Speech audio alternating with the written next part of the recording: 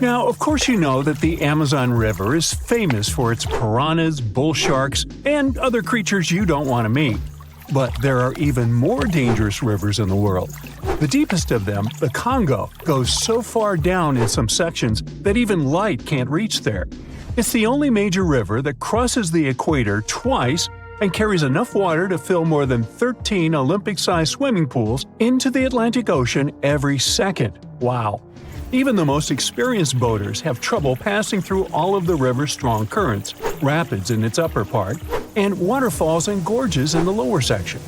The Congo currents are so fast and powerful that they even divide animals like mountains and oceans do. There are new species of fish evolving separately on the two banks as they can't reach the other side and breed with each other. One of the most dangerous types of fish living here is the Goliath tigerfish.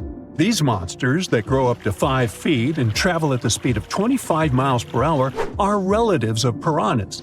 Their mouths are full of vicious, razor-sharp teeth. Their females lay hundreds of thousands of eggs, and the offspring are predators from birth. You have a good reason to fear the Goliath tigerfish, as they're the only freshwater fish in Africa that have attacked crocodiles and even humans. Okay, not swimming there. There are dense jungles and more hungry wildlife, including snakes and some aggressive hippos, all along the river. Still, it's used as a water highway in Central Africa, so barges traveling on it for weeks are often crowded with up to 2,000 people and capsize every now and then. And if you believe the local folklore, there's one more thing to be afraid of: the one who stops the flow of the rivers, a dinosaur-like beast that is said to live in the Congo River basin. There have been over 100 sightings over the last century, but no one can provide solid evidence the beast is real. At the turn of the 21st century, there was a series of terrible, mysterious stories on the Kali River in Asia. Something described as a mud-colored water pig would drag swimmers underwater in front of terrified eyewitnesses. British biologist Jeremy Wade stepped up to crack the case. He noticed that all the scary incidents were happening in one specific spot, stretching about 4 miles. Villagers told him this creature was growing big and bad from all the food it got. Wade examined the water with a depth sounder and thought it could have been a whirlpool. Then the monster dragged a domestic water buffalo into the water. The buffaloes are big and heavy, so the creature that attacked it would have to be super strong.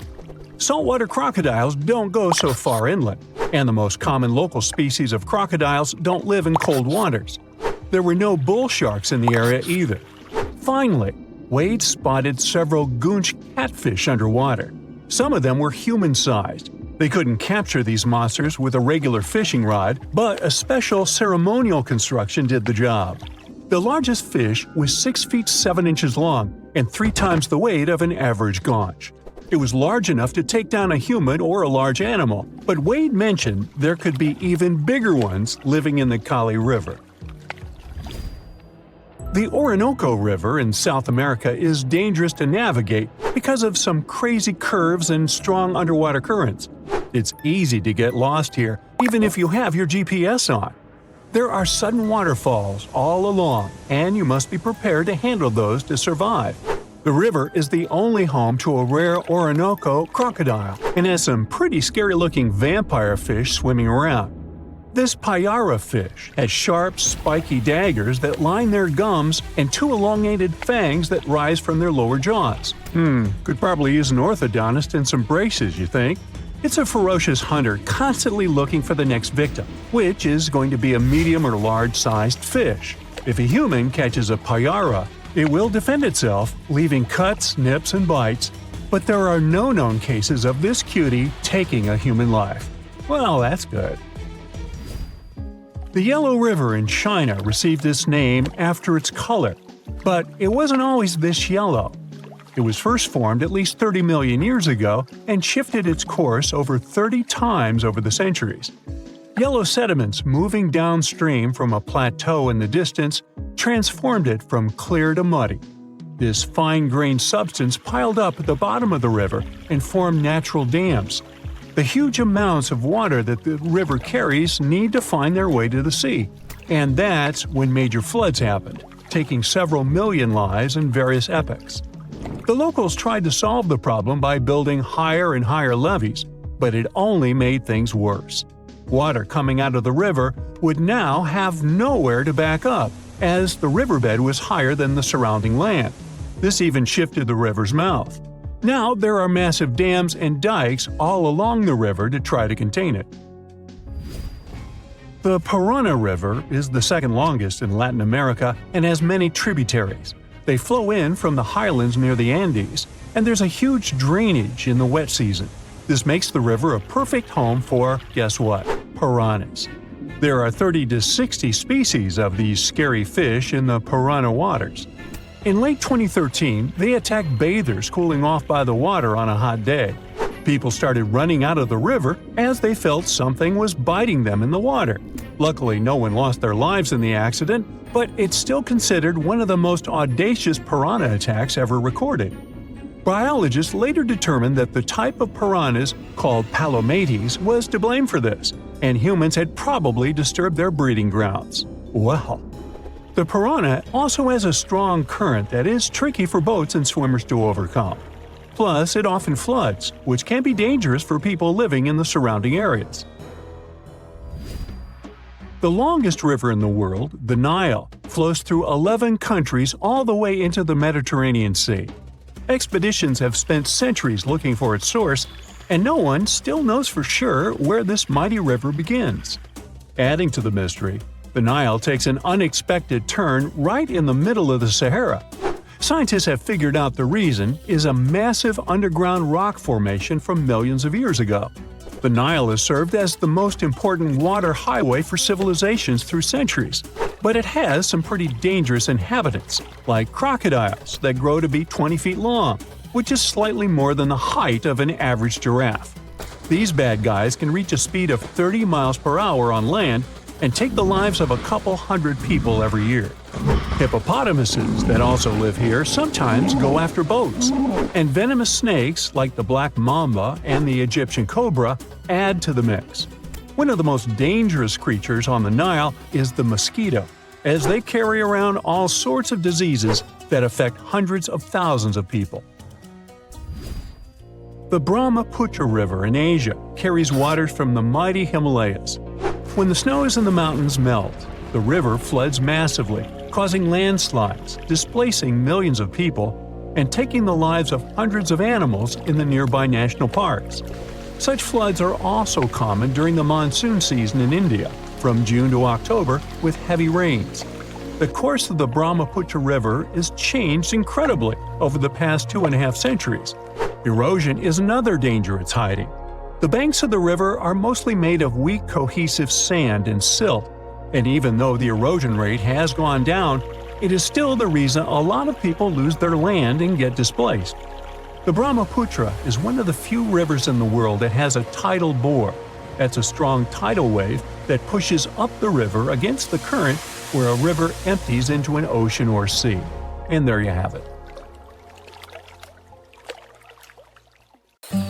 In 1969, two brothers went fishing on the Alta Maha River in the Clark's Bluff area.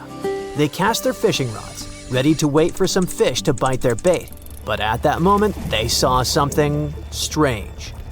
At first they thought it was a sturgeon, but then they saw that the length of this sturgeon was about 13 feet, almost as tall as 2 basketball players. Of course, such a size didn't frighten the brothers because some species of sturgeon can reach a length of 24 feet, which is about 3.5 basketball players. Something else surprised them. The face of this creature resembled that of an alligator. The tail was horizontal. It had a triangular crest along its upper body and sharp metal-colored teeth protruding from its mouth. A creature that looked like a dinosaur was quite an unusual phenomenon for the time when Steven Spielberg was an aspiring young director and didn't even think about creating Jurassic Park. So, on that day in 1969, two brothers saw something elusive, like Bigfoot or the Loch Ness Monster. They saw a creature that had been the subject of stories for centuries, a creature that is being searched for even today. They met Alta Maha. This is a famous and narrow circles monster that lives near the mouth of the Alta Maha River in southeastern Georgia. People from the Lower Muskogee Creek tribe talked about it long before the British colonization. In ancient times, there were legends about a snake-like lizard that bellowed and hissed. So this monster has already been elusive for several centuries. But do you know what distinguishes Alta Maha from Nessie, Chupacabra, and others? Yes, there are no bad quality photos or videos of Alta Maha, but there's a huge amount of evidence from different periods. For the locals, Alta Maha is so real that one artist created a detailed statue of this river beast. Of course, it's not accurate because it's based on eyewitness accounts. But you'll probably agree that it would be scary to see such a cute animal in the middle of the river while fishing. Almost all the stories are about a creature without hind limbs, but with front flippers, which swims like a dolphin, has a crocodile face, big eyes, and large, sharp teeth. It's gray or green with a whitish-yellow belly and a bony crest on its crown. And most interestingly, people have seen this creature in different sizes. Of course, when you see an unknown dinosaur-like thing, you can exaggerate its size or estimate it incorrectly, which explains the difference in statements. But there's also a probability that Georgia is home to a big family of Alta Maha. One of the first people to see this creature and report it to a local newspaper was Captain Delano. On his schooner Eagle, he was sailing near St. Simon's Island, below the mouth of the Alta Maha River, when he saw a creature about 70 feet long, which is almost twice the size of a school bus. Its body was like a barrel, and its head was like that of an alligator. It's possible that the captain greatly exaggerated the size of the monster because of the excitement, but several other people who were with him in the boat confirmed his words. From that moment on, reports of the river monster began to appear more often.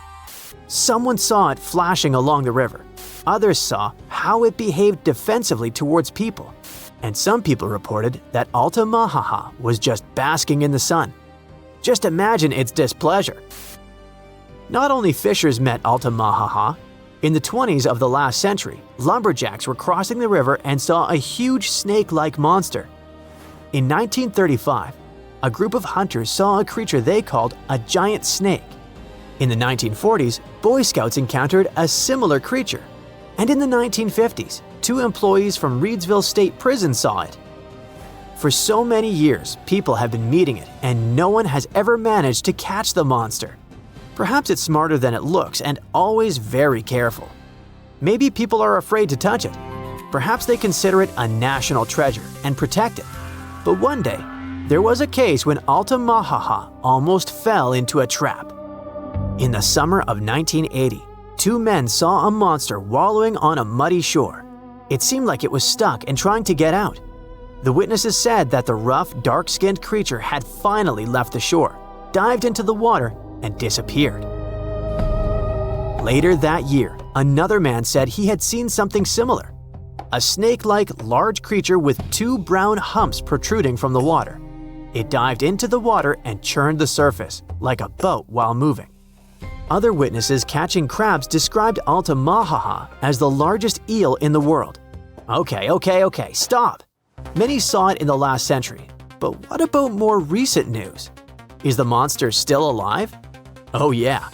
In 2002, a man was pulling a boat upriver near the town of Brunswick when he noticed something large, 20 feet long and about 6.5 feet wide, breaking out of the water. In 2010, a photographer caught something strange on camera floating along a canal in the city of Darien. And these cases are just the ones we know about. Surely, many people have seen this thing but haven't talked about it in newspapers or on the internet. If you don't believe these stories, you can go to Darien, get on a boat, and ride along the river to see this monster with your own eyes. Yes, according to reports, this creature always tries to avoid people. It's very cautious, but all the same, you should not get too close to this water lizard twice the size of a school bus. Go to the Museum of Darien to take a photo of the Alta Maha statue. There are also souvenirs with the image of this monster.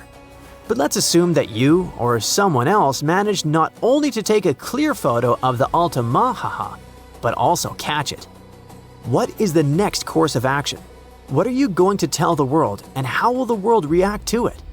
What will happen to the poor animal, surrounded by millions of flashes from reporters' cameras? Will people make a show out of it or send it to a lab? Fortunately, in 2001, scientists already developed an action plan. This plan was drawn up by Scotland's nature agency, NatureScot, since they had concerns about the Loch Ness monster.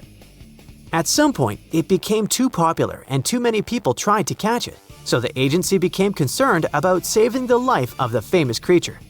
They showed the Nessie contingency plan that can also be used for any unknown animal that lives in water or on land.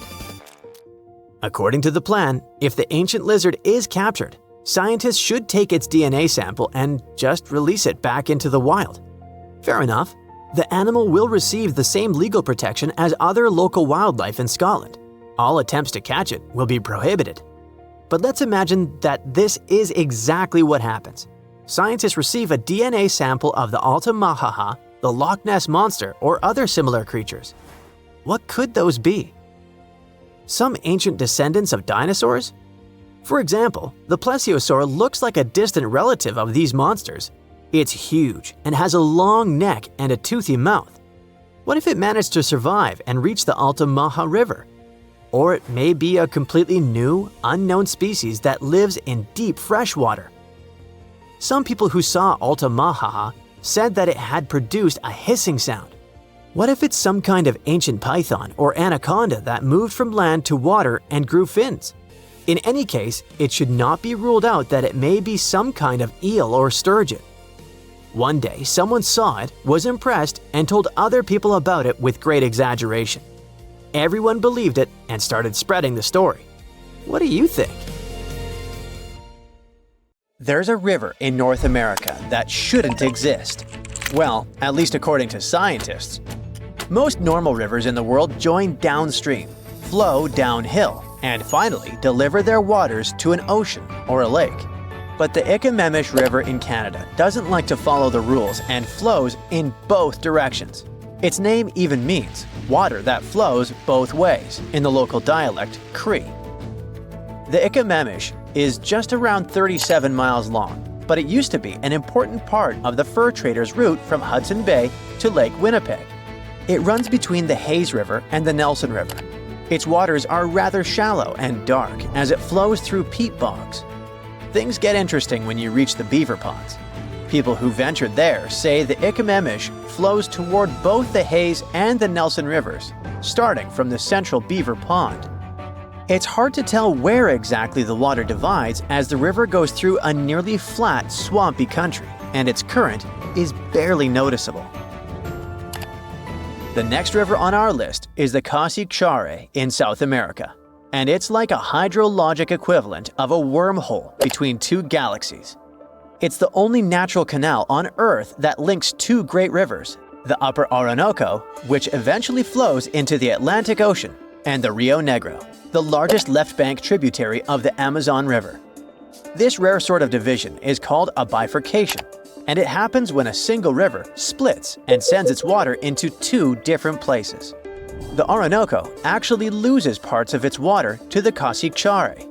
From there, the water slowly flows down toward the Rio Negro. During the rainy months, there is more flooding and stronger currents, so a larger amount of water gets diverted. For many local communities, the Cassiquiare is more than just a river. It's sacred. They see it as a path that the ancestral spirits made to bring the great rivers together. Other stories say powerful deities shaped the land to create this special waterway. The Wayambo River in Suriname can flow either east or west depending on its mood. Just kidding. You gotta blame rainfall and human activity for this unusual behavior. People put locks on the river to divert it. One lock, for example, is there to help the rice farmers get enough water. There are at least 3 bifurcation points in the river. It's tricky to control the Wayambo and to predict where the pollutants will spread along the river. It's close to gold mining and oil production sites, so it's a real problem.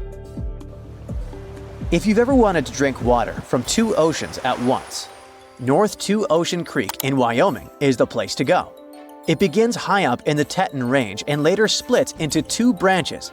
The Pacific Creek joins the larger Snake River, which merges with the Columbia River, and finally reaches the Pacific Ocean. The Atlantic Creek heads east and flows into the Yellowstone, Missouri, and Mississippi rivers, and eventually empties into the Gulf of Mexico. If you connect the two creeks' watersheds on a map, you'll get a single blue line between Oregon and Louisiana. Explorers who were looking for the Northwest Passage between the two oceans never knew they could have used the creek. They would just need really tiny boats. Some scientists believe that cutthroat trout knew about this route long before people. They managed to migrate from the Snake River to Yellowstone River, most likely using this creek. The next star on our list could take over the mighty Mississippi. About 12,000 years ago, the Mississippi started drifting toward the basin of the Red River. The Mississippi stuck to its original path, and the water from the old Red River route became what we now call the Atchafalaya River. It used to be jammed up with logs for about 30 miles and wasn't fit for navigation. By the middle of the 19th century, European settlers cleared the logjam. But the flow of water changed so much that it could mess with the lower Mississippi River. So, people built special structures at the bifurcation to control the way water flowed between the rivers. At times, up to half the water from the Mississippi can get pulled down the Atchafalaya. You can see this massive amount of water even in satellite photos. Digital elevation maps and computer models also show exactly how the rivers split. If those control systems weren't there, the Atchafalaya would probably take over and steal most of the Mississippi's water. New Orleans could lose its main source of freshwater, and shipping along the Mississippi would take a big hit. The Arroyo Partido, meaning parted stream in Spanish, in southern Argentina, also carries its waters to two oceans at once.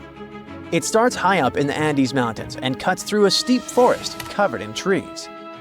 When it comes out of the canyon, it enters a wider area where a big, rocky outcrop sits right in the middle of the stream and splits it in two. One side of the stream, the left, turns south and eventually reaches the Atlantic Ocean. The other side turns north and flows into the Pacific Ocean. It's pretty unique because the bifurcation doesn't happen in a flat lowland, but in a mountain saddle. It's kind of like a dip between two mountain peaks. You won't find much about Arroyo Partido on most maps though. That's partly because the area wasn't well mapped until the late 1800s, and partly because the stream is small and surrounded by lots of bigger rivers and lakes that usually get all the attention. Also, there are no public water flow models available for this stream yet. Still, people have confirmed the split using aerial images and photos taken by hikers and travelers. A digital elevation model also shows that if you poured water right in the area where it's supposed to split, it would naturally flow both ways. Divide Creek is located on the border between British Columbia and Alberta in Canada. This stream flows down a mountain and reaches a saddle-shaped area called Kicking Horse Pass, where it splits in two. It happens because of Summit Lake, which sits just west of the Continental Divide. A long time ago, Summit Lake was much bigger and probably stretched across the entire pass, possibly causing the stream to split back then too. But over time, the lake got smaller and now only exists on the west side. It left behind a swampy wetland right at the highest point of the pass. Like Arroyo Partido, Divide Creek didn't show up on many old maps. It's small and the area is covered with thick forest, so even aerial photos don't clearly show the stream splitting. The best proof we have today comes from Yoho National Park, where a marker explains the bifurcation. It's placed along a hiking trail, and if you're up for an adventure, you can take a short side path that leads right to the spot where Divide Creek divides. Now, how about a lake for a change? Wollaston Lake is tucked away in the far northwest corner of Saskatchewan, Canada. The coolest part about it is that it also bifurcates. Near its northern end, about 90% flows into the Cochrane River and heads northeast, and around 10% flows into the Fond du Lac River and goes northwest. Where the water ends up, either toward the Arctic Ocean or the Hudson Bay, depends on which side of a long peninsula it's on. Maps and models show that there might still be some water flowing between the two sides of the peninsula. So technically, it's not a perfect bifurcation, but it's still one of the most fascinating natural features around. The peninsula itself is slowly eroding, and eventually, it might disappear. But geologists say that because of the Y-shaped layout of the lake, the water will keep splitting into both river systems no matter what. Even long before European explorers came around, the local people already knew how special Wollaston Lake was. They called it Lake Manitou, which means spirit. They believed the lake had supernatural powers because of its rare position at the top of two major watersheds. Around 2,500 years ago, an earthquake completely changed the course of one of the largest and most famous rivers on the planet, the Ganges. Now, it's normal for rivers not to sit in one place, so if you live next to one, it could also just disappear without a trace or flood the whole city one day. In the case of the Ganges River, a supermassive earthquake became the reason for this dramatic change. Scientists say it might happen again, and it would be a huge problem for millions of people who depend on this river. The Ganges River starts as small streams in the Himalayas and travels a long way, over 1,500 miles. Along its journey, it meets other big rivers before all the water flows into the Bay of Bengal. The Ganges has the largest delta in the world among all rivers. Just like many other rivers in the region, it slowly changes its path over time. These changes, if they happen when a river wears away its banks, usually takes a long time, sometimes decades.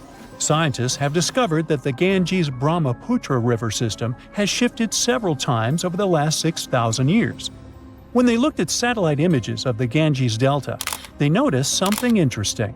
There was a crescent-shaped dip in the ground about 28 miles away from where the river is flowing now. This depression was over 1 mile wide and stretched for many miles. They thought it might have been an old main channel of the Ganges River a long time ago. In 2018, the team decided to visit the area to check it out for themselves and take samples to learn more about it. While driving back home, they noticed a pit where someone was digging dirt to create a pond. The next day, they planned to fill it with water, but the researchers spotted something strange in the dirt. There were vertical bands of light-colored sand mixed into the darker mud. These special layers are clues from the past. They show that an ancient earthquake made sand and water shoot up from below the ground and created sand volcanoes that were trapped in time. The scientists studied the sand and mud and figured out that these earthquakes happened around 2,500 years ago and were strong, with magnitudes of 7 to 8.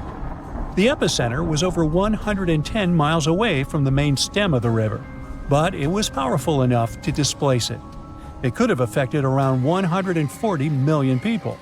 The Ganges-Brahmaputra system is close to spots where Earth's tectonic plates meet, so earthquakes happen here often. There's no danger right now, but scientists think that another massive earthquake could happen in the next few hundred or thousand years. It could threaten up to 170 million people. That's about half the population of the U.S. No one can predict exactly when an earthquake will happen or how strong it will be. Learning how earthquakes in the past moved rivers helps scientists figure out patterns and make guesses about similar events in the future. This knowledge could help us prepare better and create safety plans before another big earthquake strikes. Now, the Ganges isn't the only river at risk. The Yellow River, the Irrawaddy River, and rivers in the United States like the Klamath and San Joaquin all face similar dangers. The mighty Mississippi River has also switched its path many times over the last 7,000 years. Right now, there's a huge system of dams and barriers called a control structure in central Louisiana. This structure's job is to stop the Mississippi from spilling over its banks and joining a nearby river. But scientists think that, in theory, these barriers wouldn't handle mega floods. So the Mississippi could break free and change its course again. This would cause massive problems, especially in southern Louisiana. One of the recent examples when a river changing its course caused disaster was the Kosi River in India. In August 2008, over just a few days, the river's path shifted by almost 60 miles, which is a huge change. Floods happen in some parts of the state rather often, but they hadn't seen such strong ones in over 50 years. They affected around 1,000 villages and 3 million people, and about 1 million people had to be evacuated to safety. Since many of these people hadn't faced floods in so long, they weren't ready to handle it quickly. It caused even more damage to their homes and lives. Scientists have been trying for decades to figure out what exactly makes rivers suddenly change their course. A new study explains that two things work together to make a river to do it. This process is called avulsion. First, there's the setup, which is like building up tension before something big happens. Over time, sediment, sand, dirt, and other stuff carried by the river gets deposited in certain places. It either raises the river above the land around it, or makes a nearby slope steeper than the river's current path. Then there's the trigger, which is like the final straw that makes everything happen. This trigger could be a big flood, an earthquake, or even something like a pile of logs blocking the water. Now, researchers looked at satellite images of about 170 cases of avulsion from the past 50 years. They noticed these events happen most often near river mouths and near mountains. Rivers were about 3 times more likely to change course in these places than in the areas between them. They also studied 58 river channels in detail, using super clear maps to measure super elevation. That's how high the river is compared to the land around it. They also measured slope advantage. That's how steep a new path might be compared to the river's current one. They found that near mountains, rivers often pile up so much sediment that they become super elevated and spill over. But near river mouths, like in deltas, rivers need a steep slope advantage to break through the mud and form a new path. These two factors work together like a seesaw. If one is stronger, the other doesn't need to be as strong for an avulsion to happen. To figure out where a river might go if it changes course, the researchers created a smart computer algorithm. This tool uses maps to measure the terrain steepness and the river's flow to predict where the river might move. They tested it on 10 past avulsions, and it correctly guessed the path every single time. Scientists hope they could use these findings to protect people living near rivers from sudden floods. Rivers changing course played a big role in creating one of the first organized administration systems in the world. Scientists found clues for this in the territory of ancient Mesopotamia. This name means the land between two rivers, and it was between the rivers Tigris and the Euphrates. People living there relied on these rivers for water, food, and transportation. Scientists wanted to figure out how these sudden changes in these rivers affected ancient people. To do this, they used two kinds of maps. The archaeological maps show how ancient cities grew over time, including what types of buildings people built. Certain buildings, like big palaces or city walls, could show when each city first had an organized administration. The second kind of map showed where the Tigris and Euphrates rivers flowed long ago. They often shifted, sometimes slowly, and sometimes very quickly and dramatically. Around the year 5000 BCE, Mesopotamia started to become drier, and farming became harder. Farmers had to grow their crops near rivers, where they could use the natural floods to water their fields or dig little channels to bring river water to their plants. Because farming was so important, towns and cities grew near the rivers too, so people could stay close to their food. But when a river suddenly changed its course, people didn't give up. They worked together to dig long canals to bring water from the new river path back to their fields. The canals helped them get water again, and the administration buildings showed they were organizing as a community to solve big problems together. Most rivers in the world flow into the sea, but the Okavango in Africa takes its massive waters right into the Kalahari Desert, and it looks like this river manages to do the impossible and defies gravity. The Okavango starts in the highlands of Angola, runs for 1,000 miles like any other normal river, and then drops into the largest inland delta on Earth, known as the Okavango Swamp. The delta has land slopes dropping at nearly 150 feet, which is about half as tall as the Statue of Liberty. The area where the Okavango Delta is now used to be part of a lake that dried up around 2,000 years ago. It takes the Okavango water several months to complete its journey, and the landscape there is never the same. The first European to have found the delta was the Scottish explorer David Livingstone. Yeah, the Dr. Livingstone, I presume, guy? That's him. When he first saw it, he was shocked as he noticed that the water seemed to be flowing backward and even uphill. He saw two strong watercourses connecting the Okavango to the wetland systems to the east. Decades later, other explorers saw them completely dry. Several years later, the watercourses were full again, and they kept emptying and filling up, sometimes changing direction.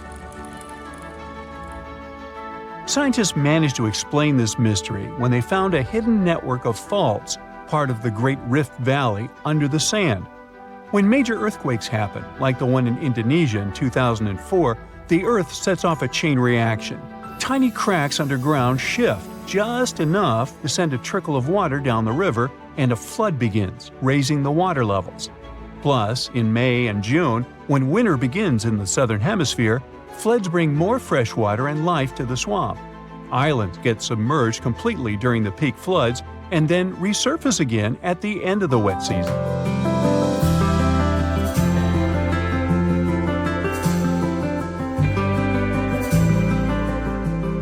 Wildlife just loves all the water in the delta, and you can often see migratory elephants bathing among pink lily pads and silverfish, bream, barbels, and other fish.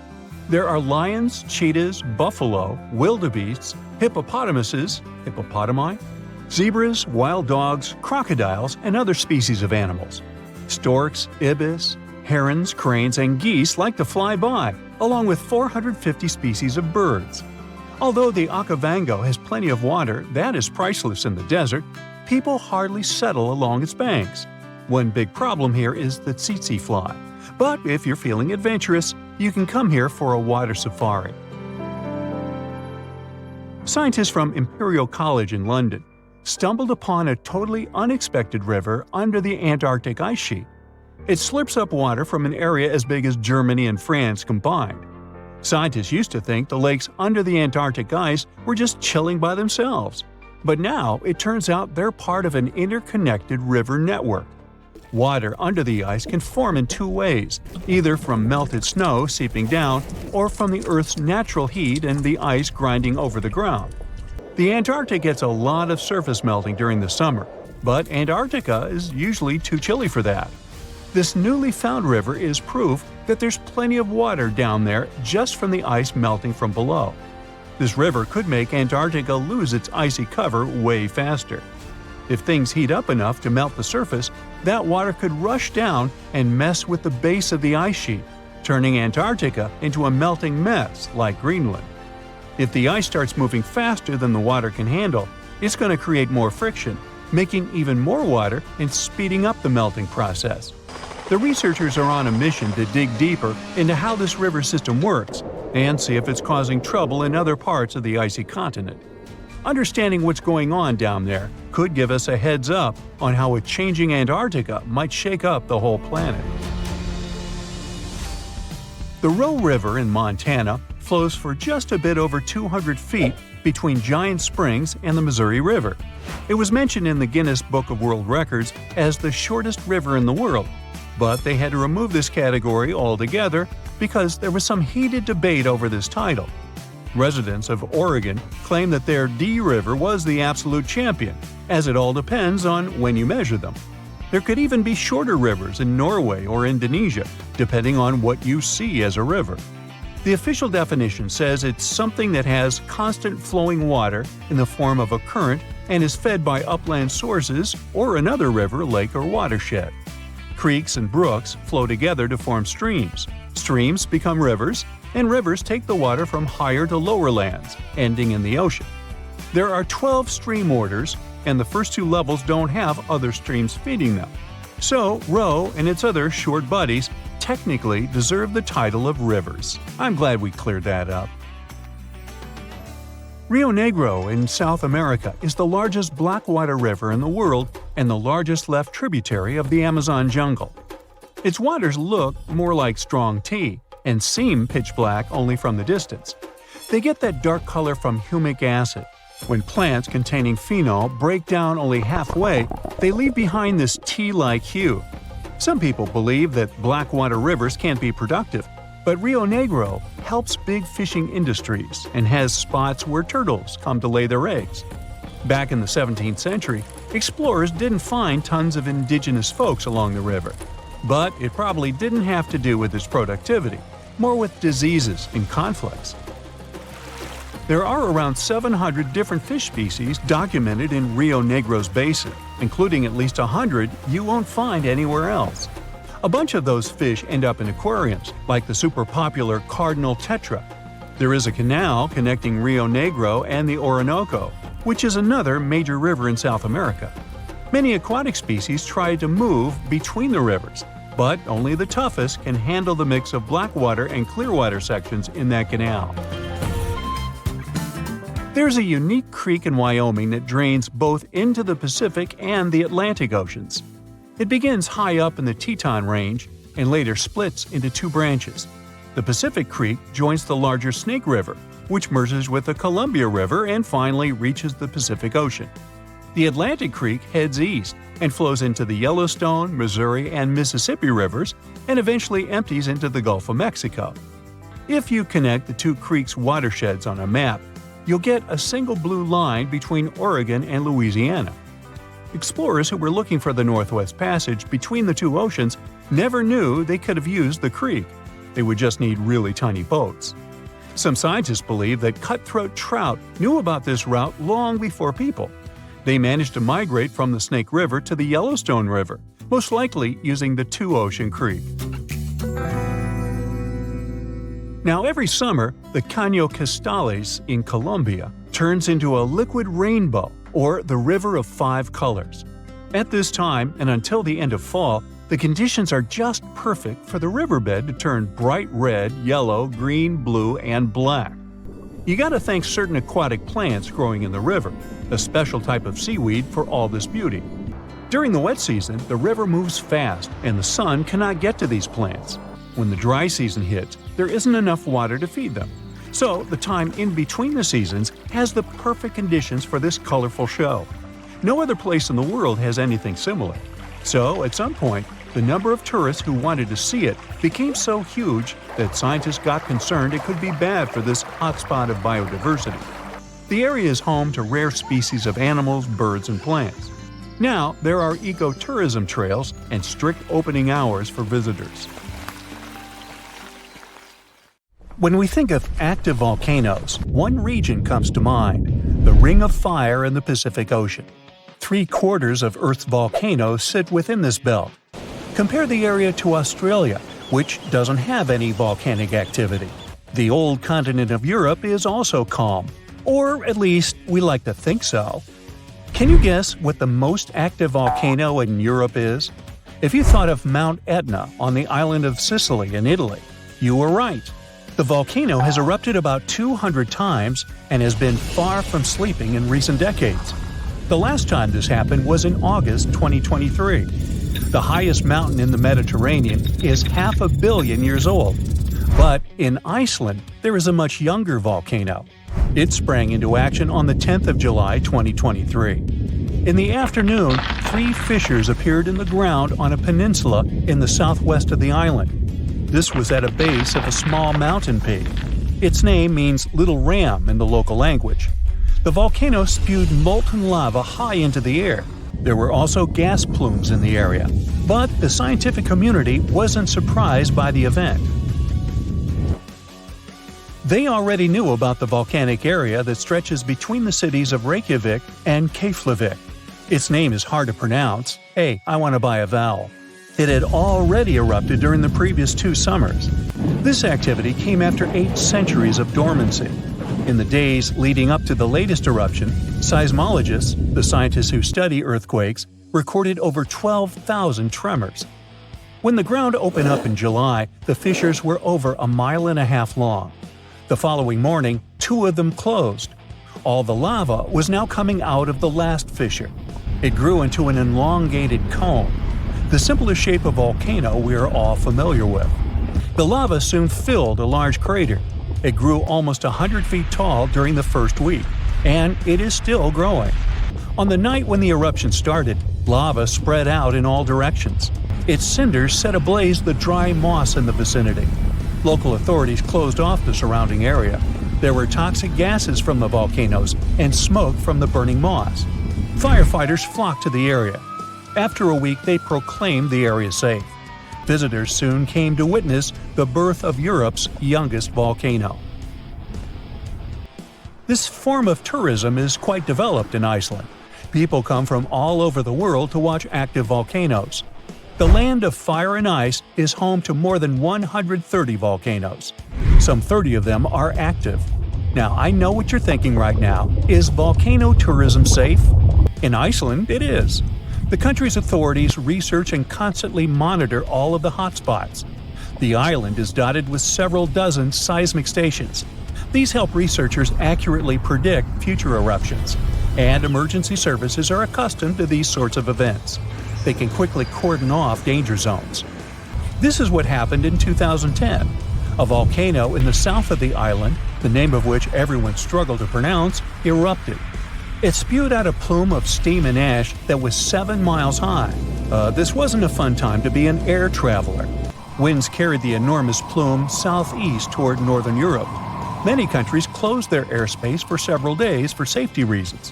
The volcano erupted in March, but the Earth was shaking from January the same year, so seismologists knew that an eruption was approaching. When it comes to the continent's youngest volcano, the tourist infrastructure is already there. Visitors can leave their cars at a designated parking lot. Then they go on a 5-hour-long trek. This leads to a viewing deck. Tourists are so close to the epicenter that they can feel the heat haze from the crater. The sight is the most impressive at nighttime. Safety is never a concern. Scientists regularly chart out hazard maps that outline the borders of lava fields. This way, visitors who stick by the rules are never in harm's way. More than a week after the eruption started, a section of the crater collapsed. Lava flowed downhill west of the volcano. This majestic smoldering hot river is slow-moving lava. Scientists categorize it as an AA type. The term is Hawaiian. It describes basaltic lava that has a rough and brittle surface. The flow is composed of broken lava blocks that are called clinkers. They fall off as the substance flows. This reveals red-hot areas. The cooler sections of lava are gray and black in color. When it moves forward, it produces a distinctive sound like shattering glass.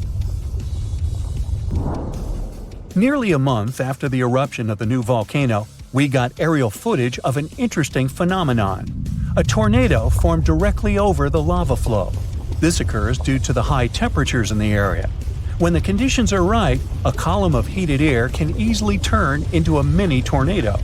Scientists observed a similar event happen during the 2018 eruption of Mount Kilauea in Hawaii. The lava fields of Europe's second-largest island tell the story of the creation of Iceland. It sits above the place where the North American and Eurasian plates meet each other.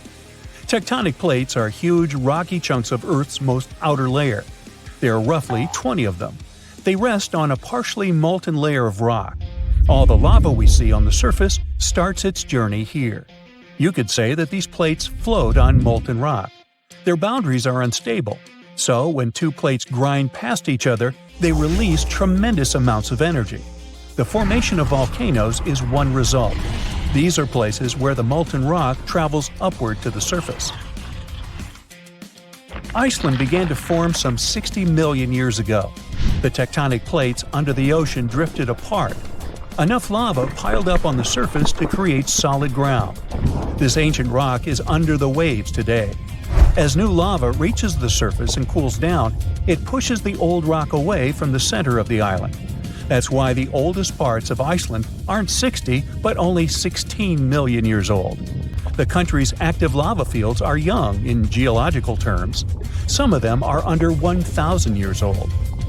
Scientists consider the island a hot spot for volcanoes, pun intended.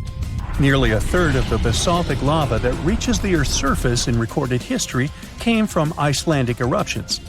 Fissure swarms, like the ones before the 2023 eruption, cover 30% of the Nordic country. For this reason, only a quarter of the island is inhabited. Norse Vikings were the first people to settle in Iceland at the beginning of the 10th century. Nature threw them a loud welcoming party. Just a few years after their arrival, they witnessed one of the greatest volcanic eruptions in history. Vikings came from a region without volcanoes, so they had no clue as to what was going on. Today, Icelanders are used to such events. This is good because their homeland is entering a new era of volcanic activity. Volcanologists suspect that recent events are an introduction to decades of more frequent eruptions. The peninsula that is home to Earth's youngest volcano is just 17 miles southwest of Iceland's capital city. It's been dormant for a long time. Present-day eruptions there are a reminder that the natural processes that created Iceland are still ongoing. Recently, scientists discovered that there's a historical link between volcanic eruptions in the north of Europe and glaciers. Our planet went through at least 5 major ice ages. These were exceptionally lengthy periods when the average temperature on Earth dropped. The result was the expansion of ice sheets across northern Europe and North America. The last ice age ended some 10,000 years ago.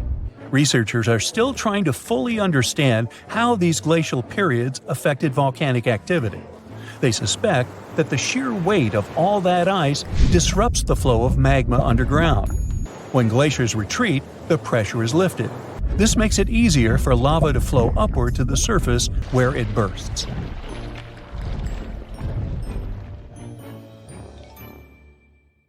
"75 million years ago, North America was full of scary dinos, both walking and flying, and insects the size of birds. But the biggest predator there was something way scarier, a crocodile so massive it could swallow dinosaurs whole. This beast was roughly the length of a school bus, weighed more than 5 tons, and had teeth the size of bananas. Its name was Deinosuchus, which literally means terrible crocodile. And trust me, it lived up to that name. Scientists have found its fossils all across North America, from Mexico to Texas to New Jersey and Montana. It means this monster could live pretty much anywhere it wanted. It wasn't picky. It roamed rivers, swamps, and even coastlines. And when it was hungry, anything that moved was fair game. Fossilized dinosaur bones show massive bite marks matching its jaw pattern. So yes, it actually took down dinosaurs. What's even crazier is its bite force. Based on skull reconstructions, scientists estimate it could crush bones with more power than T-Rex.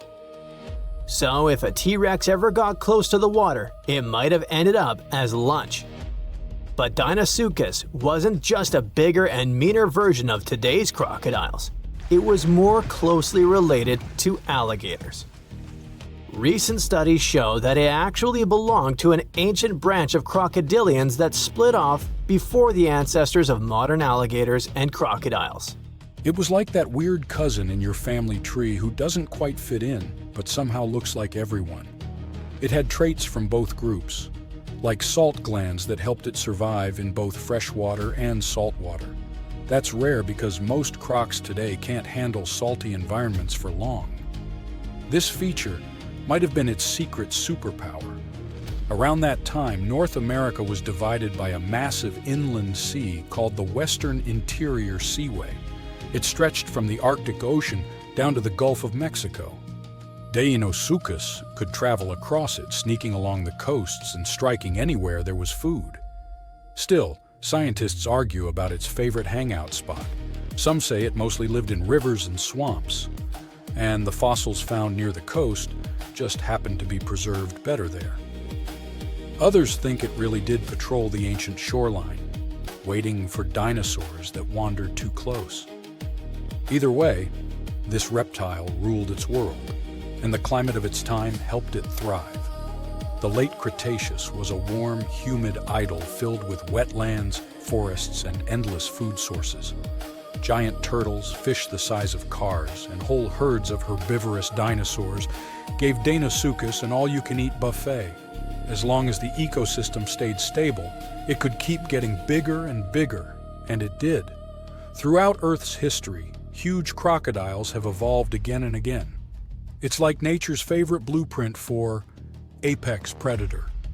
Even today, Nile crocs and saltwater crocs are living proof that this ancient design still works perfectly. Some scientists even joke that crocodiles are basically dinosaurs that decided to chill and wait it out. They survived mass extinctions while most other big reptiles vanished. Deinosuchus wasn't so lucky and went extinct around 73 million years ago, most likely because the environment changed and its food sources dwindled. But the ocean is still full of mysteries. Maybe some gigantic croc-like beasts are still lurking out there. And while we're guessing, let's look at some other prehistoric creatures that make scientists rewrite what they thought we knew about life on Earth. First up, we have the Dragon of Death. Don't even make me pronounce its full name, Thanatos draconamaru. Scientists found its bones in western Argentina, in formation layers called the Plautier Formation, from about 86 million years ago, the late Cretaceous. This creature wasn't just big, it was gigantic for a flying reptile. Judging by some of its bones, it has a wingspan somewhere between 23 and 30 feet. That's like a small plane wing outstretched. It's officially one of the largest pterosaurs ever discovered in South America. Its fossils are pretty well preserved, including parts that are usually squishy and fragile in flying reptiles like vertebrae and limb bones. This gives scientists clues not just about how it moved, but about what ecosystems were like back then. Looks like it enjoyed marshy floodplains, big open skies, and plenty of prey below. Our dragon likely used its size to its advantage, either going after small dinosaurs or scavenging. The fact that this massive creature managed to evolve wings capable of flight is just crazy. Next, we've got a creature that looks like a mix of a dino and a skunk to me, Stegosaurus elengasen. Scientists found fossils of this cool guy in southern Chile among rocks deposited about 75 million years ago. The thing that hits you first, let's hope, not literally, is its tail. Instead of the usual spikes or clubs you get in other armored dinos like ankylosaurs, Stegosaurus had a flat blade-like tail made from fused bones. It looked almost like a weird paddle or frond. Scientists compare it to Aztec ammunition because of that blade structure across the tail's rear half.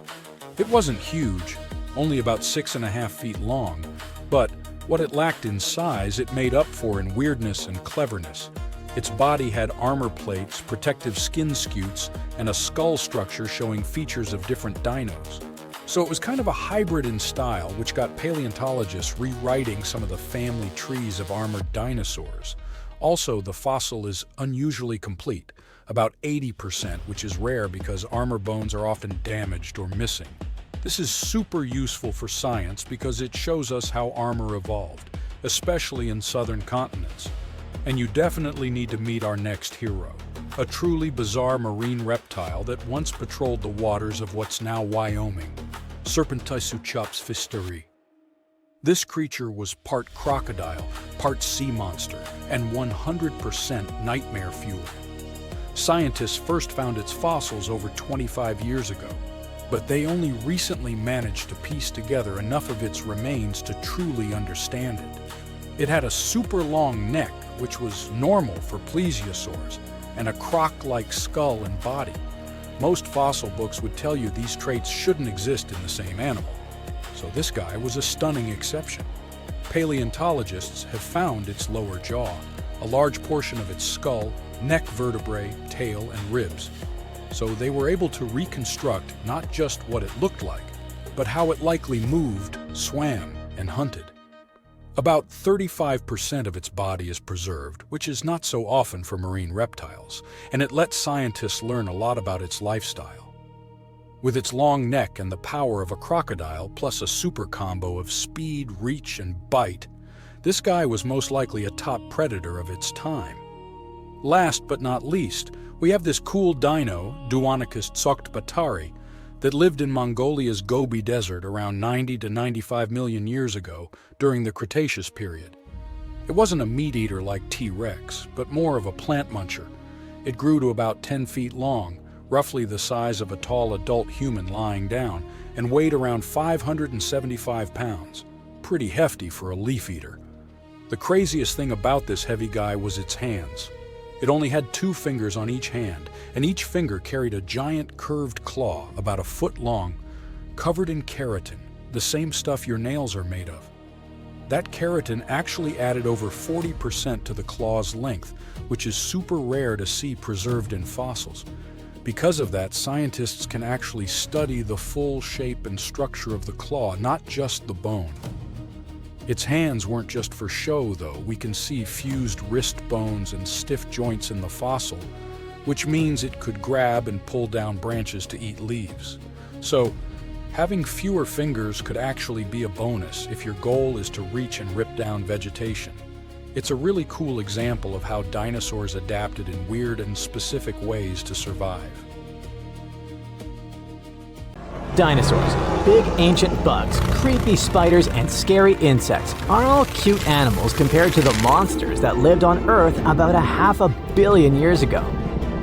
For example, here's a creature that swam in the water like a stingray and had 3 eyes.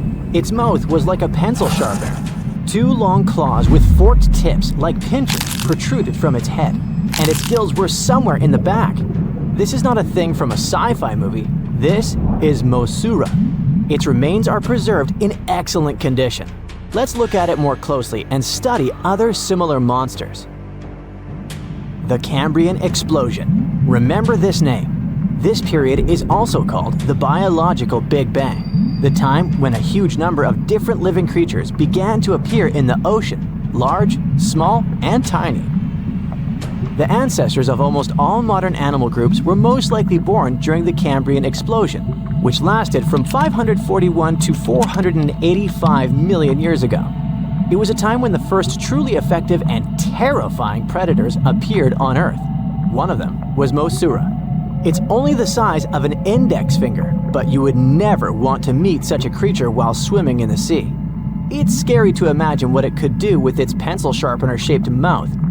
And you probably wouldn't be able to hide from it because, come on, it had 2 eyes on the sides and 1 big eye on its forehead.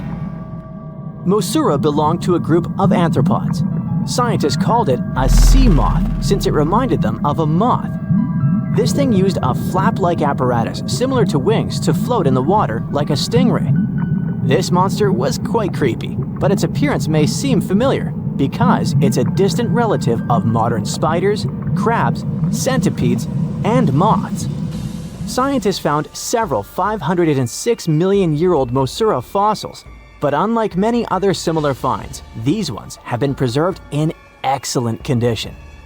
The found fossils showed sharp claws, a toothy jaw, and large gills in the tail section. Some parts of the fossil were so clear that they revealed the details of the creature's internal anatomy, including parts of its nervous and circulatory systems and digestive tract.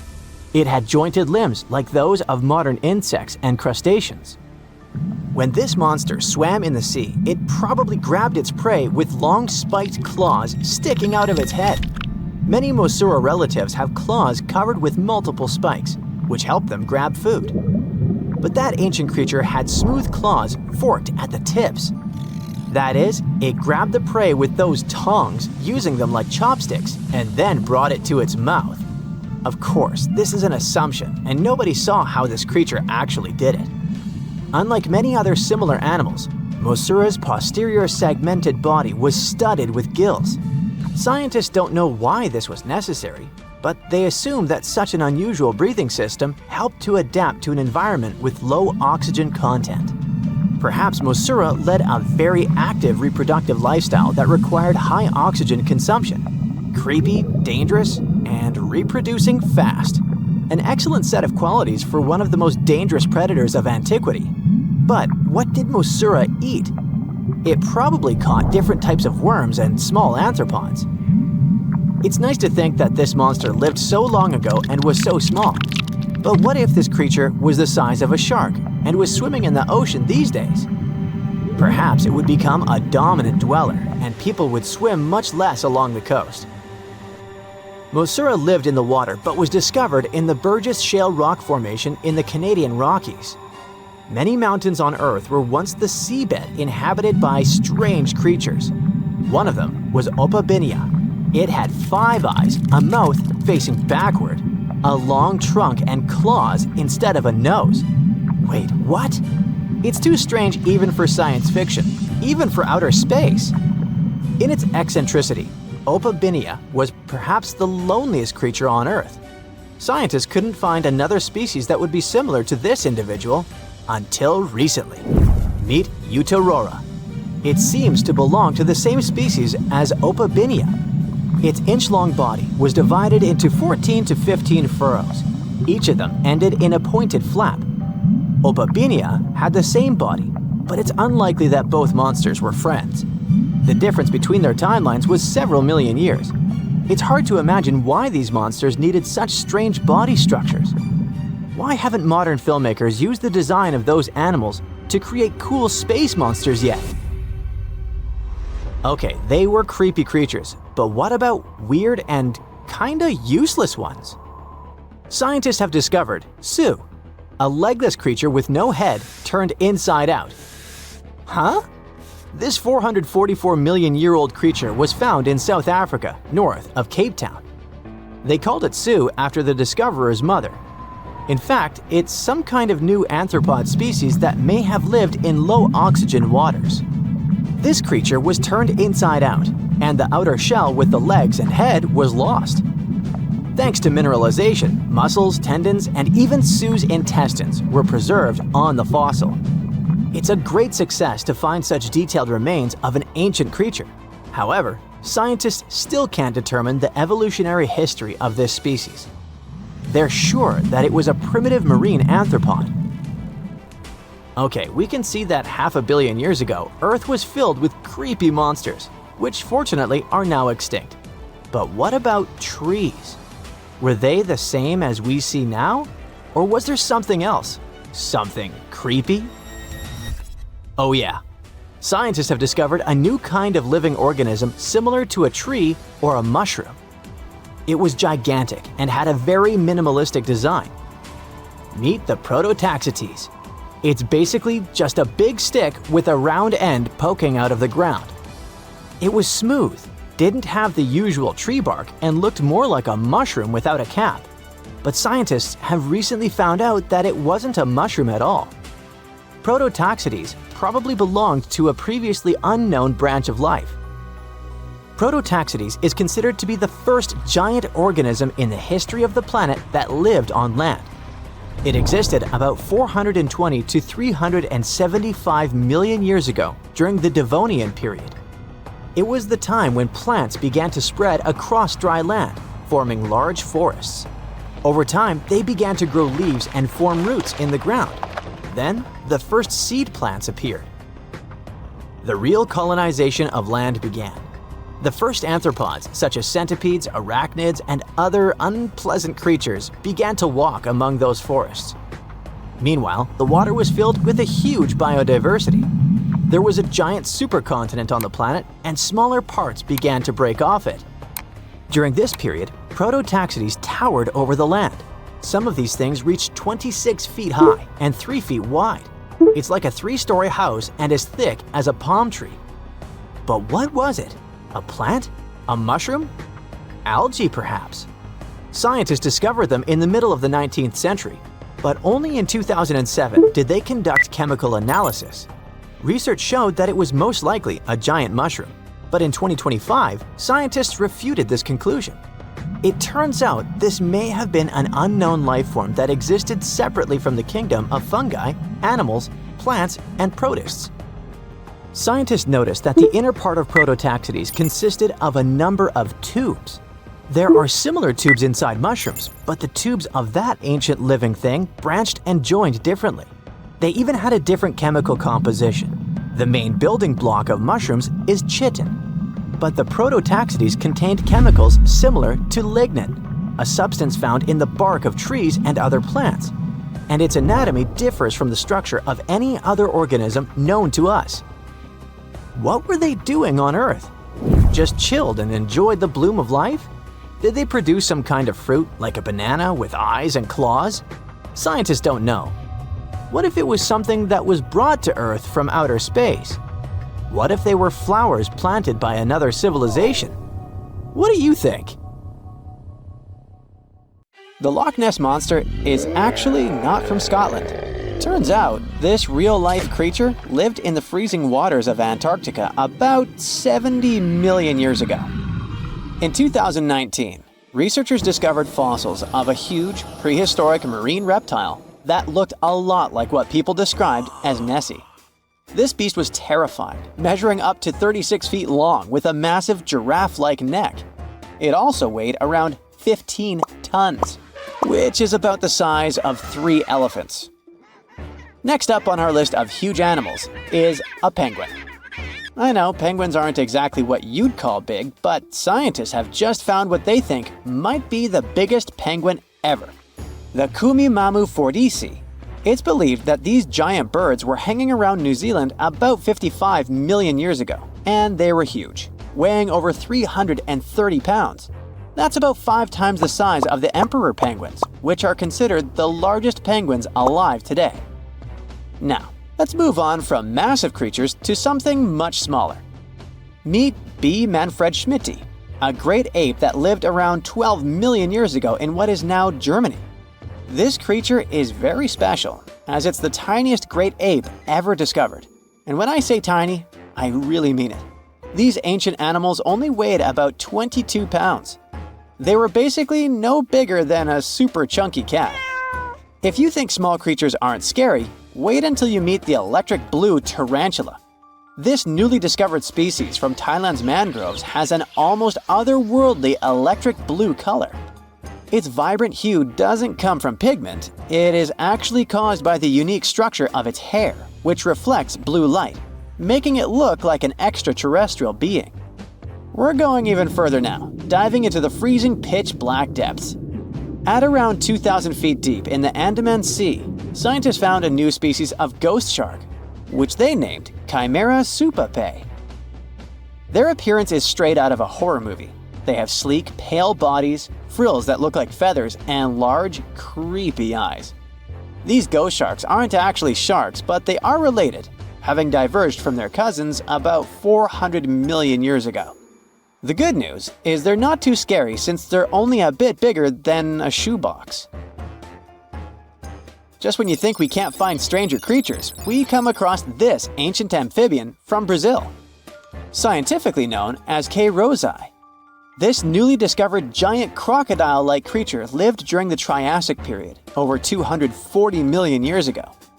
At nearly 10 feet long, it had a powerful jaw, resembling the modern-day alligator.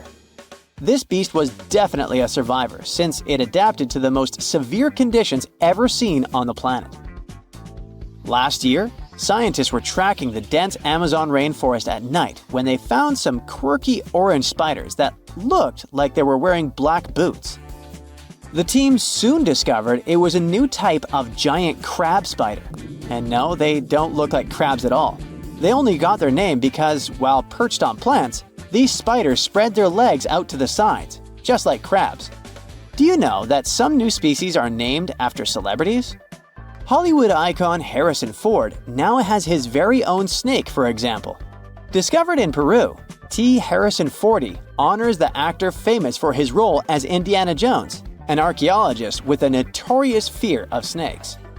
Unlike the film's menacing serpents, this new snake species is quite modest in size, measuring about 16 inches long. We also have the Rampholion princei, a small new species of pygmy chameleon from Tanzania that was named after US rapper and poet Prince Iya. He received this honor because of his work raising awareness about global environmental issues. Another celebrity namesake is DiCaprio's snail-eating snake, which hangs out in the shrubs of Panama's forests. This S. Irmelindi caprioi is about 15 inches long and spends its nights on palm fronds looking for snails and slugs. Its round eyes look like glowing coals that can be a bit scary, but overall, the creature is super chill. Even when it feels threatened, it doesn't bite. It just coils up around its head and gives off a really bad smell.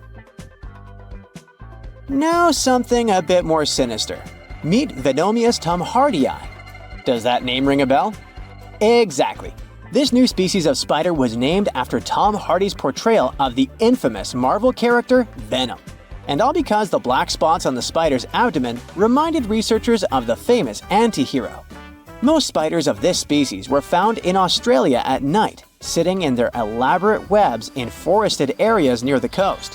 When disturbed, these creepy crawlers often hide in silk-lined hollows in tree branches. We've also got something for the Lord of the Rings fans. In the vast and warm waters of the Amazon River, scientists have just discovered a new species of pacu. This fish is a relative of the terrifying piranha, with a plant-based diet and human-like teeth. It was named Myloplus sauron because of a bold vertical black mark on its side, which reminded researchers of the fiery eye symbol of the villain Sauron from Tolkien's epic saga. Wait, is that a tanned capybara or a wild dog? Well, actually, it's neither. This is a newly discovered dwarf deer. This tiny creature, about the size of a basset hound, scurries through the forests of Peru. The combo of large eyes, stocky body, and short legs makes this animal simply adorable. This cute little deer is the complete opposite of what we've got coming up next. This bizarre-looking creature is what we believe the beast of 5 teeth might have looked like. Its fossils, found in Chilean Patagonia, showed that it lived during the age of dinosaurs, about 72 million years ago. This finding is just another piece of evidence that mammals had been roaming around that part of South America much earlier than we thought. Moving from the forests of South America to the deserts of Australia, we come across a sand dragon lizard, known scientifically as Cteniferus tayacalpa. With its sandy color and long, lean body, this lizard looks like it could star in a Dune movie. Discovered last year, this sand dragon lizard blends in perfectly with the hot sands of the Great Victoria Desert in southern Australia. For over 10 years, a large-eyed creature managed to hide from scientists who ventured into the mountains of southwestern China. But not this time. In 2023, the group finally managed to take photos of 7 frogs that didn't match any known species. They're now known as Leishan odorous frogs, a species that grows to be about 2 inches long and has small bumps all over their grass-green bodies. Off the coast of Chile, we have recently found a seamount nearly 4 times as high as the Burj Khalifa. Underwater mountains are usually home to beautiful life forms, like sponge gardens and ancient corals. But this Chilean seamount also hid a creature known as the flying spaghetti monster. It's a rare type of squid with long noodle-like tentacles that make it look like an underwater pasta dish. Including its tentacles, this strange creature can be over 130 feet long. Recently, scientists were diving into the cold waters of the Antarctic Peninsula when they thought they had found an ordinary dragonfish swimming by. But there was something unusual about this one. It turned out that this fish had 2 darker vertical stripes along its slender body. That's when they realized they were looking at a new species, the banded dragonfish. From bizarre sea creatures to a cute one. In 2017, locals were diving near Kume Island in Japan when they found the skeleton panda sea squirt. This deep-sea oddity quickly won people over with its look because its black spots actually resemble a panda bear's eyes and ears. At least if you have a good imagination. This unusual creature filters water to catch its food, and is yet another reminder of the ocean's hidden wonders. Scientists have finally solved the Loch Ness Monster mystery. Here's the spoiler, you ready? It's not a real monster. It's probably a dinosaur that survived through the ages, or just a bunch of debris floating on the water. Thanks to many findings on the Loch Ness creature, we have proof of another story to tell you. It was 1933 when a man named George Spicer and his wife were driving along the shores of Loch Ness. That's when they saw something massive with a long neck moving across the road. It looked like a creature straight out of the prehistoric era, a dinosaur-like beast unlike anything they'd ever seen. That was the moment that Loch Ness Monster theories started spreading around like wildfire. One of the most famous Loch Ness Monster sightings came just a year later, in 1934, when a man took a photograph that became the most well-known image of Nessie. That's the nickname she was given. She? Anyways, the photo, known as the surgeon's photograph, showed a long-necked creature rising out of the water, and for years it convinced people that the monster was real. But years later, the truth came out. One of the men who helped take the photo confessed it was all a hoax. The photo had been staged after all. When the photo was published, it had been significantly cropped. This made the animal in the picture look much bigger than in real life, fueling the theories that the Loch Ness Monster did in fact exist. In the 1960s, one of the first big scientific attempts to investigate the mystery of the Loch Ness Monster happened. A research team took sonar equipment to the lake and spent hours scanning the waters in search of evidence of large creatures. What they found was puzzling. They recorded several objects moving deep in the loch, or lake, with no clear explanation as to what it was.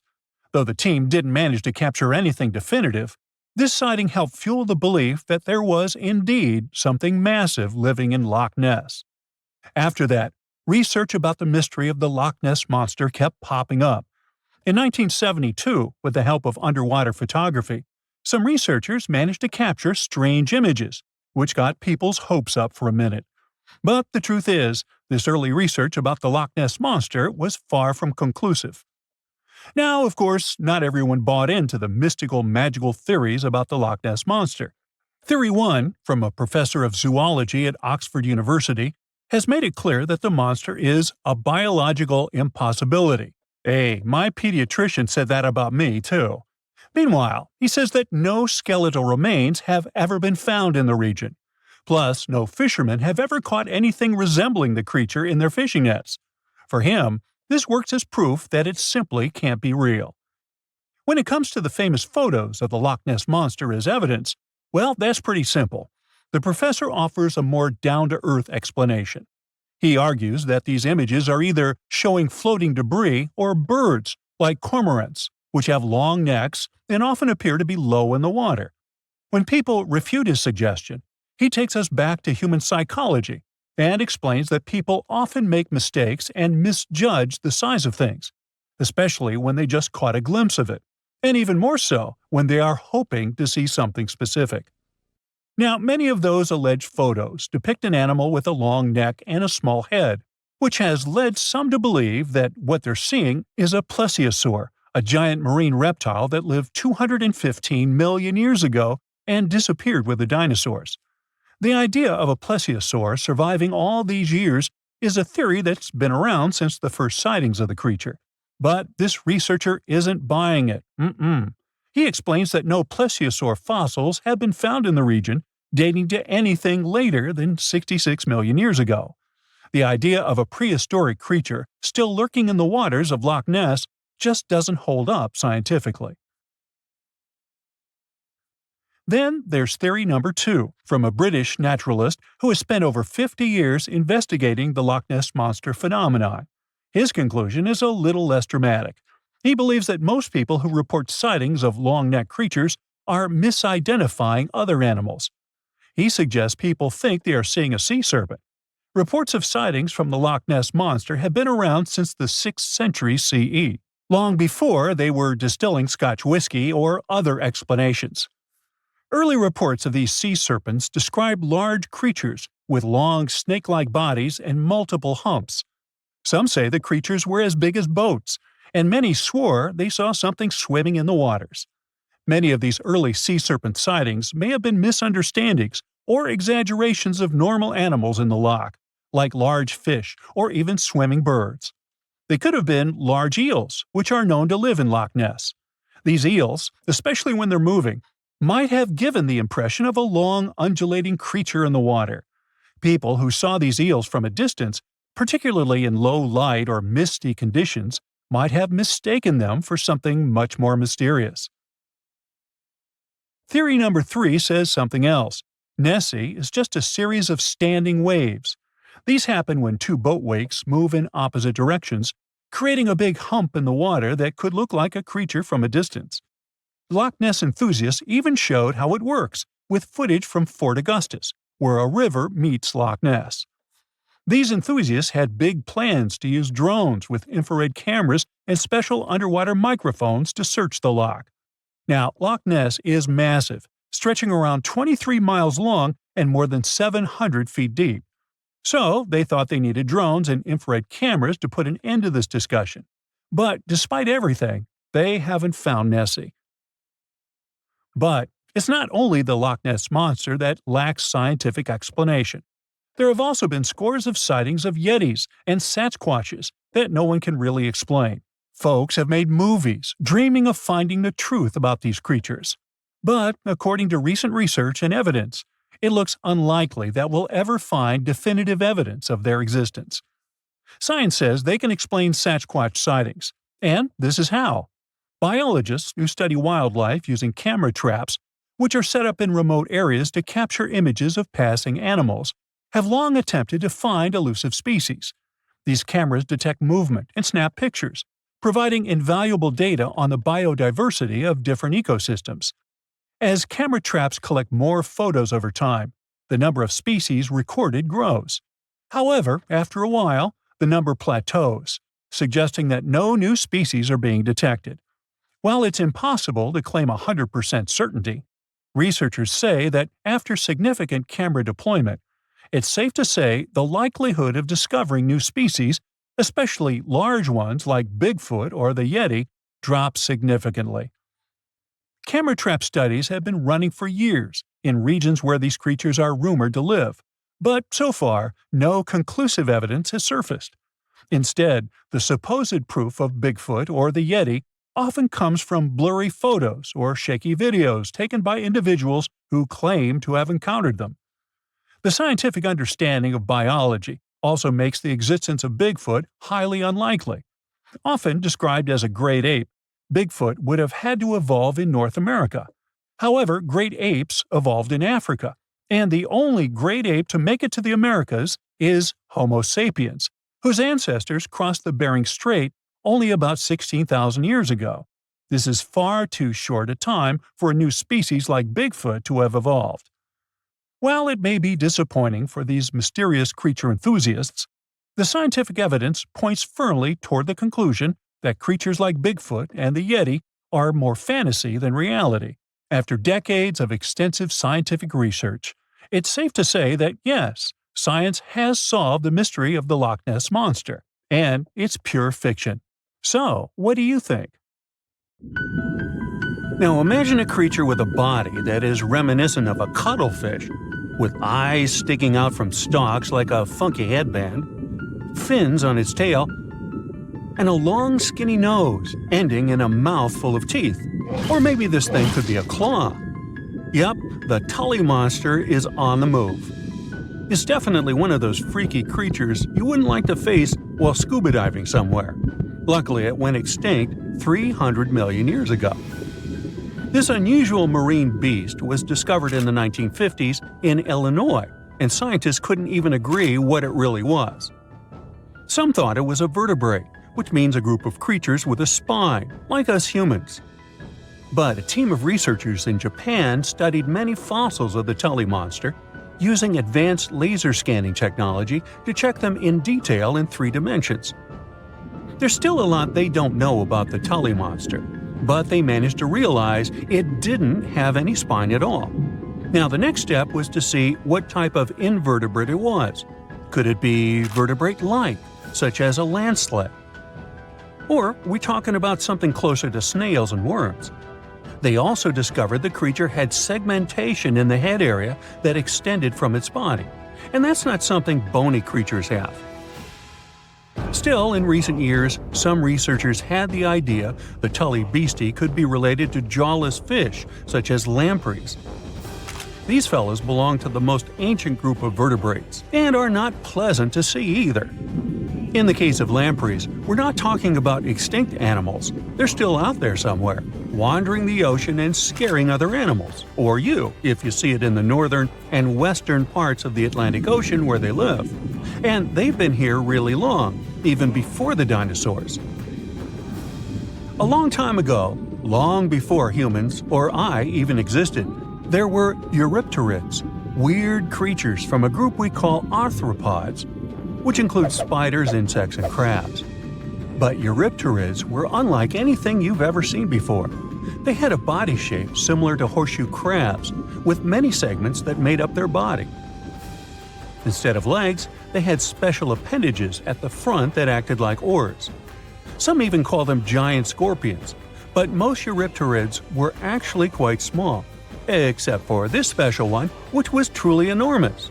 It could grow to a staggering length of about 8 feet. Wow! The next time you see a crab scuttling along the beach or a spider swimming its web, remember, we're lucky we only got mild versions of their ancient relatives, which, by the way, disappeared hundreds of millions of years ago. Whew. Now, some Eurypterids were pretty fierce and fast predators. They would swiftly swim after their prey, chasing them down in the water. Others were more like scavengers, living on the bottom and feeding on whatever they could find along the way. They had a taste for the leftovers, like some sort of cleanup crew of the ancient oceans. Eurypterids loved to spend their time in brackish water environments. It's water with more salinity than fresh water, but still less than seawater. Now imagine you're just floating around and all of a sudden you see this guy. No, it's not some weird tiny spaceship, and you won't see it floating in space, even though that's where it would perfectly fit in, as some weird creature from another planet you'd see in sci-fi movies. You'd actually see it floating in the sea, because we're talking about a really small animal with enormous eyes called Dilophosaurus. Each of its eye bulbs was about a quarter of its whole body length. That's what gives it that space look, like it might live on one of the oceans under the surface where we look for life, like Europa, one of Jupiter's moons, or Titan, Saturn's biggest moon. I could easily imagine creatures like Dilophosaurus giving us a warm welcome once we get to Mars, too. Dilophosaurus had great vision. It would keep a keen eye out for any movement in its surroundings. Once it noticed something, it would swiftly launch its spiky appendages forward. At first, these things looked like tools for fixing stuff, but Dilophosaurus actually used them to capture smaller arthropods. The unusual thing is that even though it had such great eyesight, Dilophosaurus still spent most of its time catching prey in brighter waters near the surface.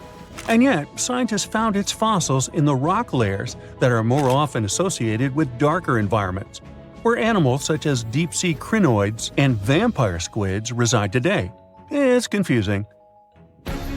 But one of the explanations for this says it's possible these deep-sea creatures actually lived in shallower waters in the past and later ended up in the depths as the geography of our planet changed over time. No one knew what Dilophosaurus really was. It could belong to a group of arthropods, and it seems to me that's where most of the world's weirdest creatures are. Some believe it could be related to mantis shrimp, while others compare it to blind, worm-like crustaceans that live in dark underwater caves. And check out this enormous worm lurking beneath the sandy ocean floor, patiently waiting for its next meal to swim by. These ancient creatures were like stealthy predators, perfectly camouflaged in their sandy lairs. And now, 20 million years later, scientists have found the remains of their hidden hideaways. The burrow they discovered, shaped like the letter L, was found preserved in ancient sediment on the seafloor of Taiwan. It was around 7 feet long and only an inch wide. That's where the ancestors of modern bobbit worms lived. Bobbit worms have been around for a long time. They can grow to be a few inches to a whopping 10 feet long. A pretty weird creature dominated the skies at the end of the dinosaur age in North America.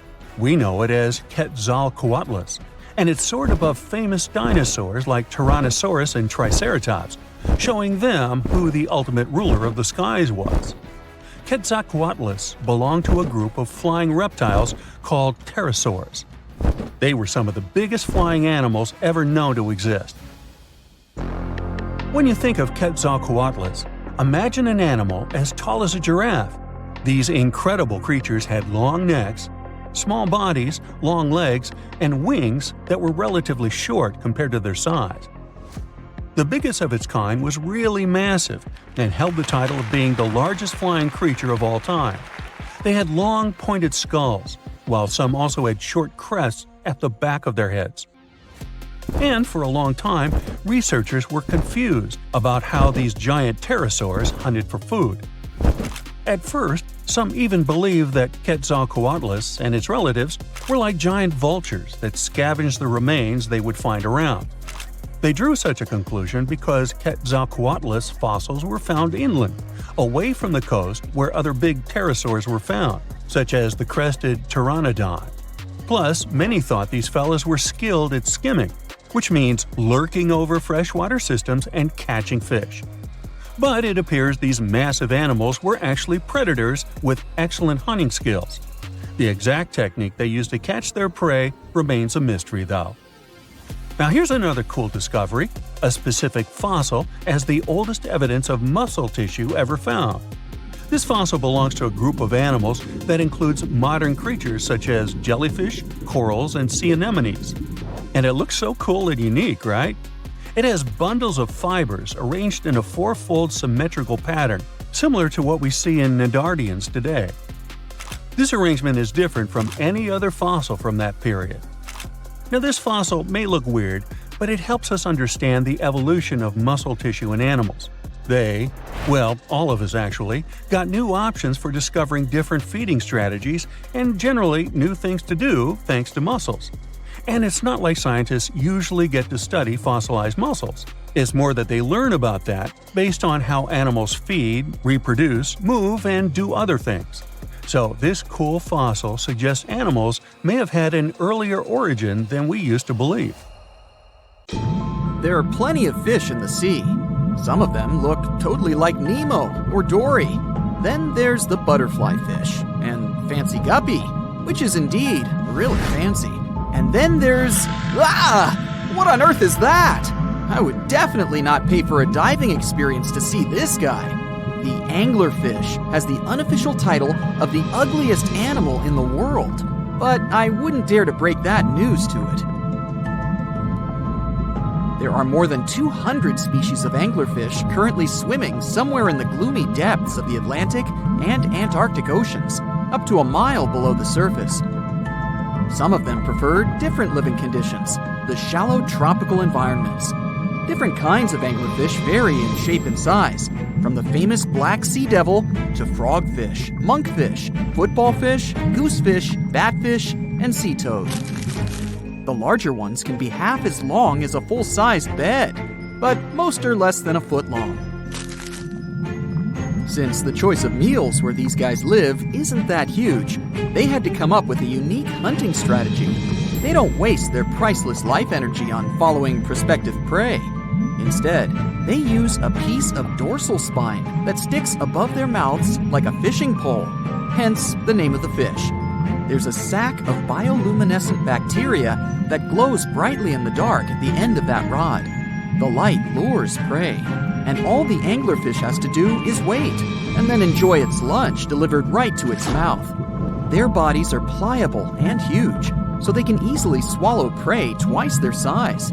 Deep-sea anglerfish eat whatever they can find. Species that live in more shallow water aren't picky either, and can eat anything from shrimp to snails and small fish. Only female anglerfish have the cool fishing rod feature though. So what about their males? Finding a soulmate deep under the sea isn't that easy. I mean, literally, there's no light down there. Plus, there are frigid temperatures and low oxygen levels. Anglerfish can't afford to go on many dates in those conditions, so they mate for life. And before you go aw about it, I have to tell you, they do it in quite a special way. Male anglerfish are much smaller than their ladies. The contrast is so striking that when researchers first got interested in their love life, they thought those males were actually the offspring, or larvae, hanging out next to their moms. Certain anglerfish male species have receptors that alert them that there's a female nearby. After they mate, the male bites into his woman and stays attached to her head, belly, near her tail, and other areas he can access. While they morph together forever, the female fish gets the male's cells, DNA, and reproductive organs, but loses her immune response cells. The male gets free permanent housing and nutrition. Given the current real estate prices, it sounds like a dream. But that accommodation is shared by up to 8 males, and they can't move out if they ever feel like it. You're unlikely to meet this deep-sea fish in real life, but if you meet an anglerfish in your favorite video game, remember that you can easily outswim it and make it kinder to you with tranquilizing arrows. Once you befriend it, the anglerfish can be your scout and help you discover new areas with its bioluminescent pods. Back in the real world, down in the twilight zone of the ocean, about 650 to 3,300 feet down, the anglerfish isn't the only creature you're lucky you'll probably never meet. Many of the locals look like they come straight out of science fiction or horror movies, but that's because they had to adapt to this dark, deep world. I did my best to get you prepared for the creatures you're going to meet, starting with the common fangtooth. They spend most of their lives deep down, but at night, they move toward the surface to snack. These guys are more active than most other deep-sea dwellers. They don't wait for food to come their way, but actually follow it, and then get it with their long, hungry teeth. They don't have a built-in light bulb like the anglerfish, so they've developed a great sense of smell and use as much sunlight as they can get there in the depth to get around. Sometimes, even the shadow of a passing by prospective prey is enough for them to switch to action mode. And though they don't look too charming, they're completely harmless to humans if you ever run into one of these guys. Stoplight Loosejaw sounds like a great name for an alternative band, but it's actually another deep-sea resident with sneaky hunting habits.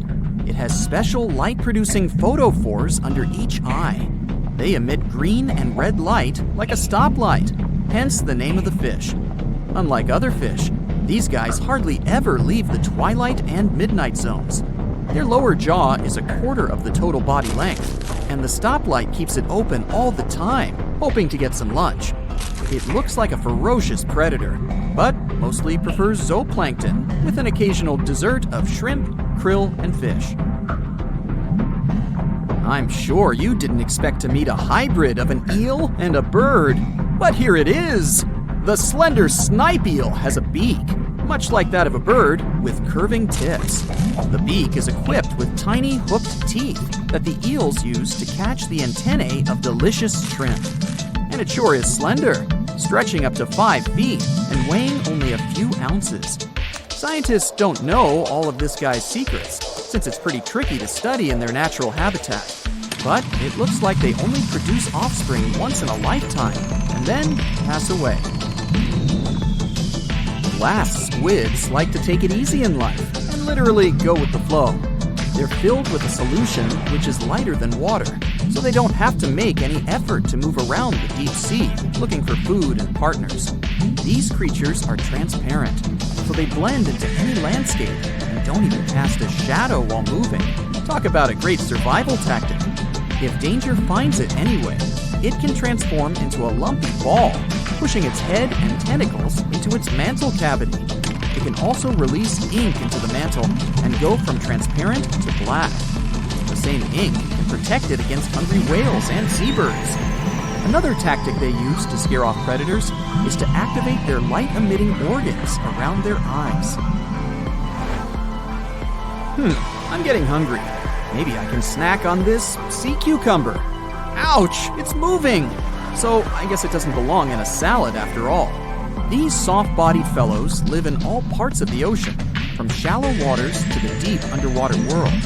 Most of them slowly move around with their tiny feet, but some crawl around by flexing their bodies.